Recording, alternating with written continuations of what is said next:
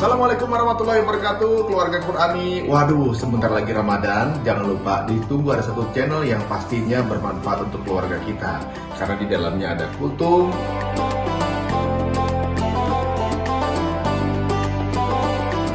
ada tadarus tadabbur perjus semalam,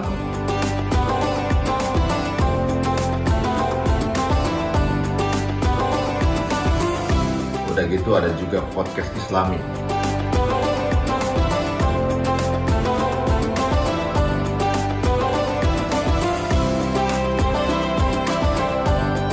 Ini miliknya guru kita Ustaz Fahmi Salim, tentunya di UFS Official Channel di YouTube-nya. Makanya nontonnya sekeluarga supaya bisa masuk surganya juga sekeluarga. Assalamualaikum warahmatullahi wabarakatuh.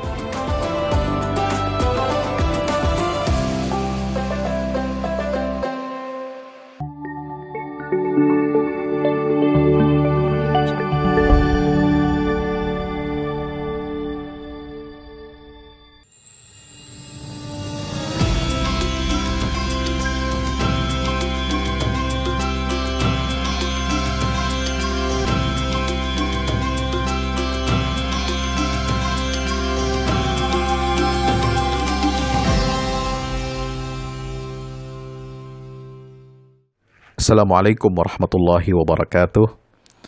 Sahabat tafsir Quran dirahmati Allah. Masya Allah, tabarakallah. Pagi hari ini di bulan Ramadan yang mulia kita masih menghirup nikmatnya udara bulan suci Ramadan. Mudah-mudahan Allah senantiasa memberkahi kehidupan kita di bulan ini. Bulan yang penuh rahmat, bulan yang penuh ampunan dari Allah Subhanahu wa Ta'ala.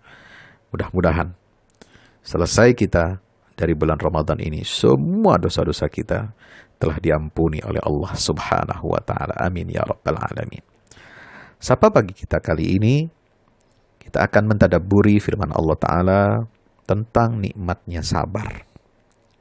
Allah berfirman dalam surat Al-Kahfi ayat 28.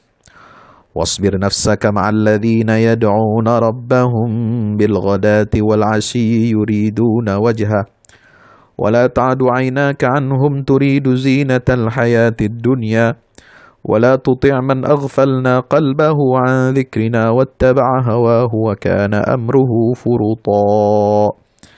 Bersabarlah engkau wahai Muhammad bersama orang-orang yang menyeru Tuhannya pada pagi dan petang hari dengan mengharap keridhaannya. Dan janganlah kedua matamu berpaling dari mereka karena mengharapkan perhiasan kehidupan dunia. Dan janganlah engkau mengikuti orang yang hatinya telah kami lalaikan dari zikir atau mengingat kami, serta menuruti keinginannya, dan keadaannya sudah melampaui batas. Al-Quran dalam berbagai ayatnya banyak menerangkan tentang keutamaan bersabar sebagai sebuah keindahan dalam menyikapi persoalan hidup, sebagaimana perintah Allah kepada Rasulullah SAW, wasbir nafsaka, di dalam ayat tadi.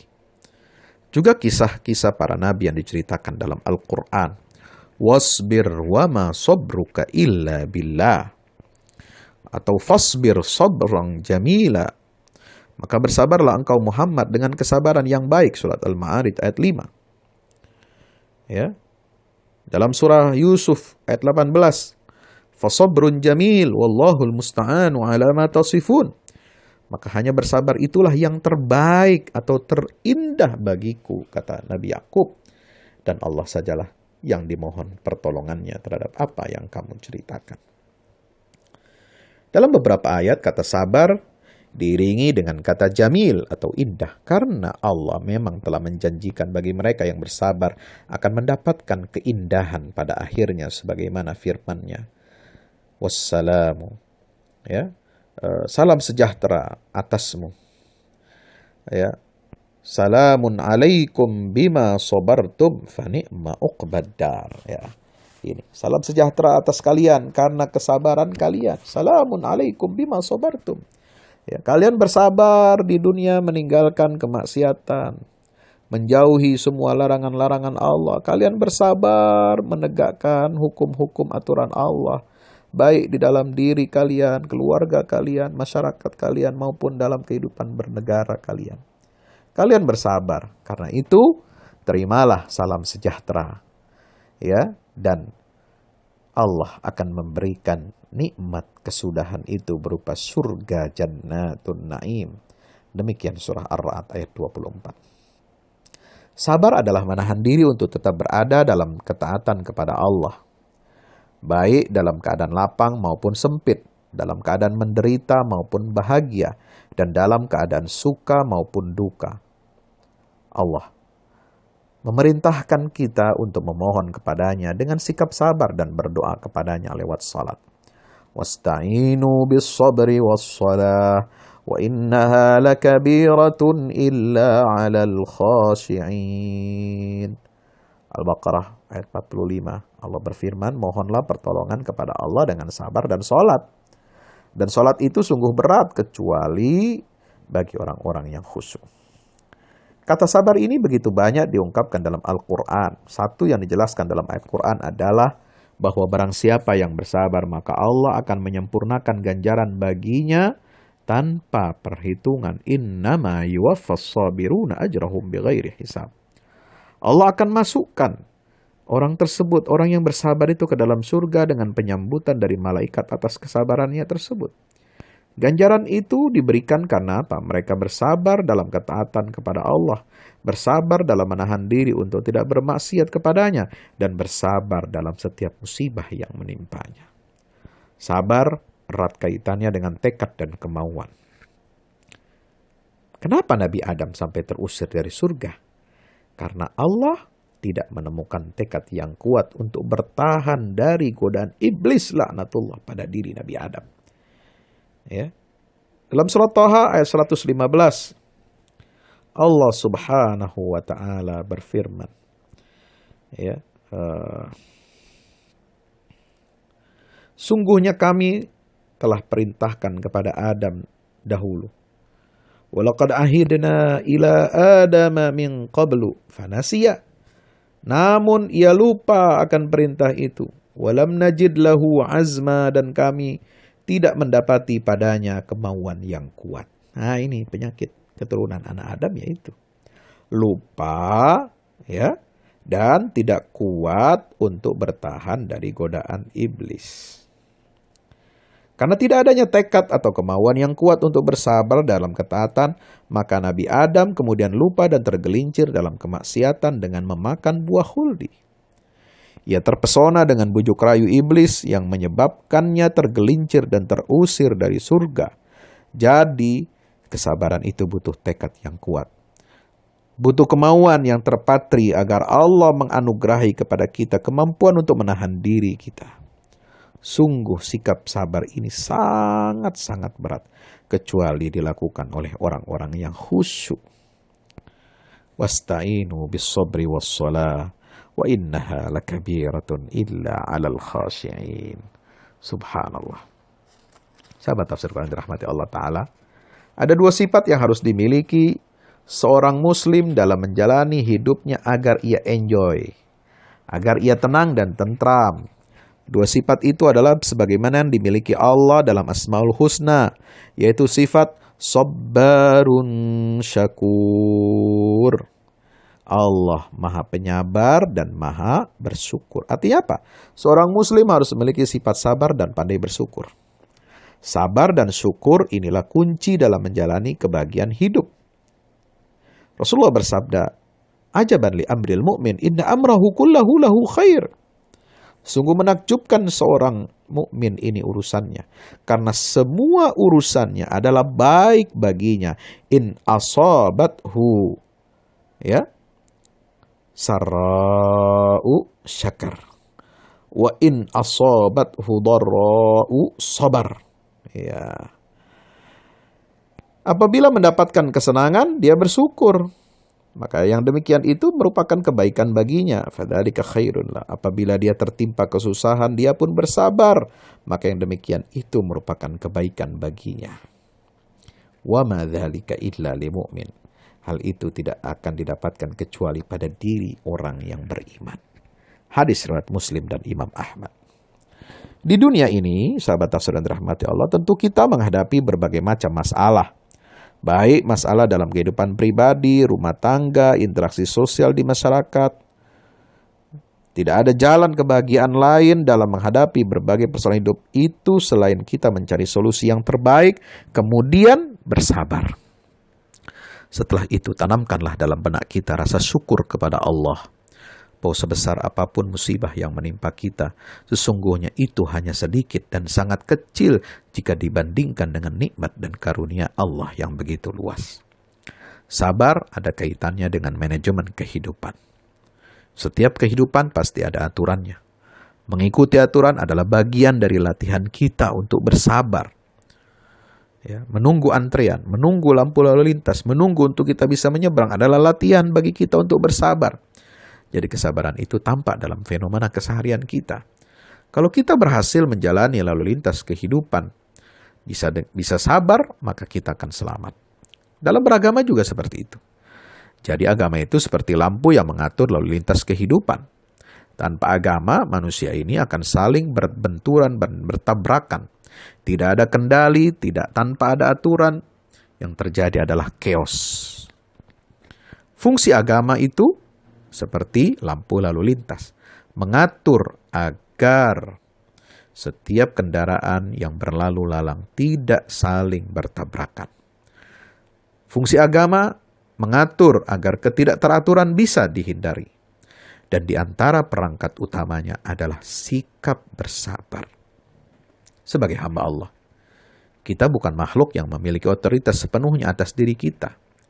Bagaimana kita berpakaian, beradab, dan bergaul semuanya ada yang mengatur. Siapa yang mengatur? Dia adalah Allah yang tidak memiliki kepentingan. Dia netral, sebab dia Allah yang menciptakan kita. Dialah zat yang paling tahu kebutuhan makhluk ciptaannya. Karena itulah dibuat aturan, dibuat tatanan agama. Sebab tanpa agama, semua kehidupan kita akan kacau. Agama mengajarkan kita mana garis hijau, mana garis merah, dan mana garis kuning.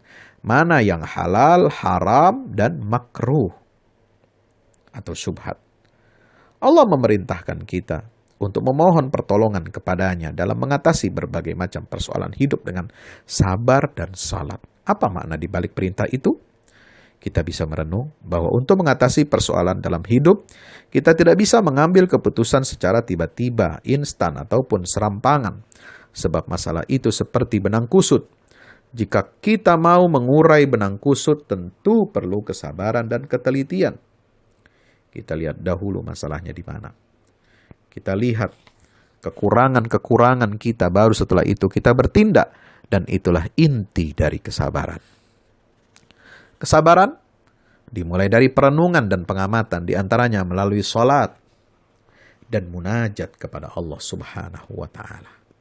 Tempat kita menggantungkan segala persoalan hidup kita. Allahus Samad.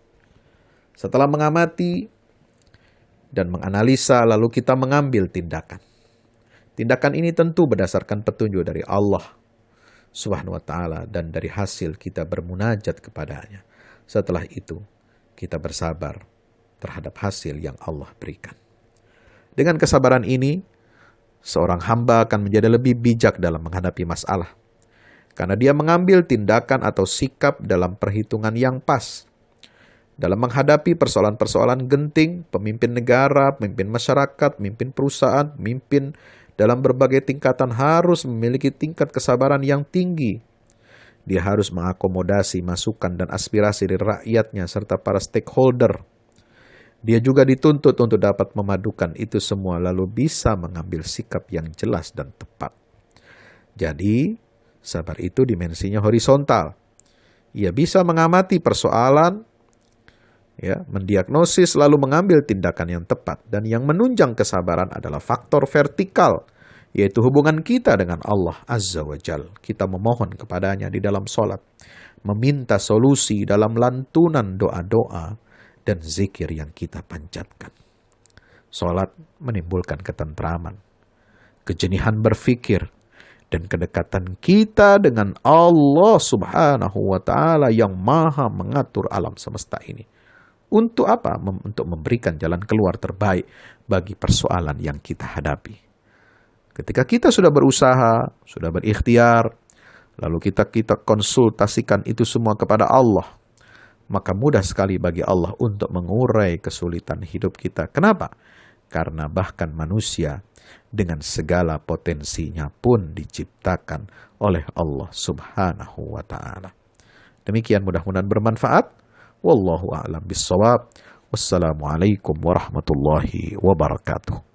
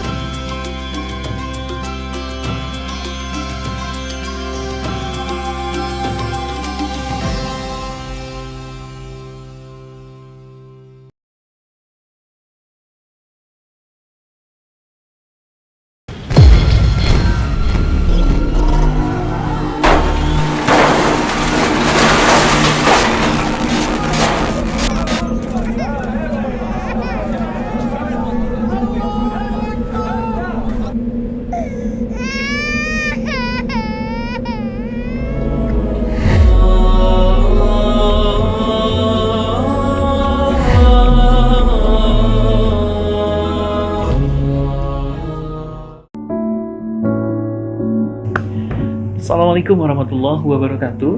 Selama isolasi mandiri, saya konsumsi sayur mayur, jus, buah-buahan, makanan-makanan bergizi, dan tidak lupa teman-teman semua, saya pun mengkonsumsi produk-produk unggulan dari Kelly. Semua saya konsumsi, teman-teman semua.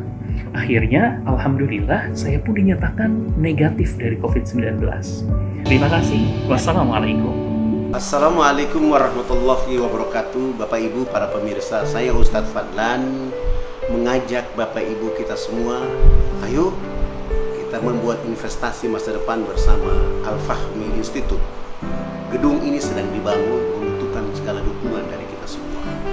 Maka itu saya mengajak Bapak Ibu semua, hari-hari dengan kebaikan, hari-hari dengan berinfak, hari-hari dengan bersedekah, hari-hari dengan berwakaf. Dan sangat tepat Bapak Ibu memilih wakaf bersama Al-Fahmi Institute untuk generasi Quran akan datang. Rekeningnya ada di BCA, Muamalat, dan BSN. Ada di bawah sini. Ayo, dengan Al-Fahmi Institute kita mencerdaskan umat dengan Al-Quran untuk Indonesia lebih baik. Wassalamualaikum warahmatullahi wabarakatuh.